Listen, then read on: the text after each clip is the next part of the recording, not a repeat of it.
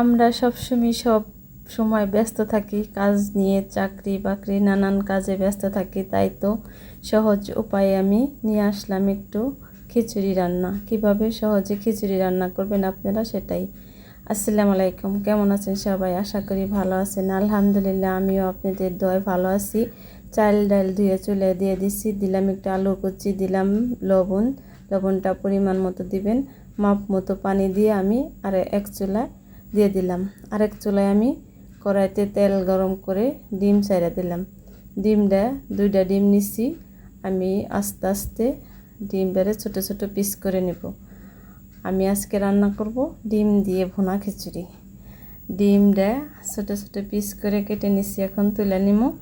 তোলার পরে এই কড়াইয়ের ভিতরে আমি দিয়ে দিলাম আর একটু তেল দিয়ে আমি দিলাম দুটো তেজপাতা, দুটো এলাচ দিয়ে পেঁয়াজ কুচি দিয়ে ভালো করে পেঁয়াজটা লাল লাল করে বাটা মশলা দিয়ে দিলাম।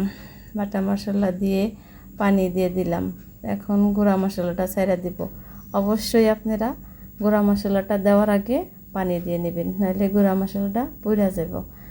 আমি কাঁচামরিচ আর দিয়ে দিলাম রসুন কুচি। আরেক চুলায় দেখেন চাল ডাল বলক এসে গেছে, ওদিকে আমার মশলাটাও আরেক চুলায় কষানো হয়ে গেছে।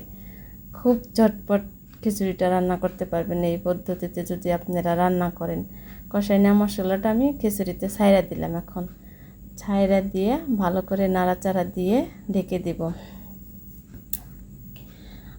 কিছুক্ষণ পরে আসলাম। এখন আগের থেকে যে ভাজা ডিমটা আমি তুলে রাখছি, সেই ডিমটা এই জায়গায় এখন ছাইড়া দেব। ডিমটা দিয়ে ভালো করে নাড়াচাড়া করে আমি আর কতক্ষণ ঢাকা দেব। তারপরে আসলাম, আবার দিব এখন একটু সরিষার তেলটা লাস্টে দিলে খিচুড়িটার গ্রান ফ্লেভারটা ভালো আসে, খেতে অনেক ভালো লাগে। তেল দিয়ে নাড়াচাড়া দিয়ে 10 মিনিটের জন্য ঢাকা দেব। 10 মিনিট পরে আসলাম, দেখেন কি সুন্দর ঝরঝরে অনেক নরম তুলতুলে একটা খিচুড়ি হয়েছে। এভাবে আপনারা বাসায় রান্না করে খেতে পারেন। অনেক সহজ উপায়ে খিচুড়িটা রাঁধতে পারবেন। ভালো থাকবেন, লাইক কমেন্ট শেয়ার দিয়ে পাশে থাকবেন।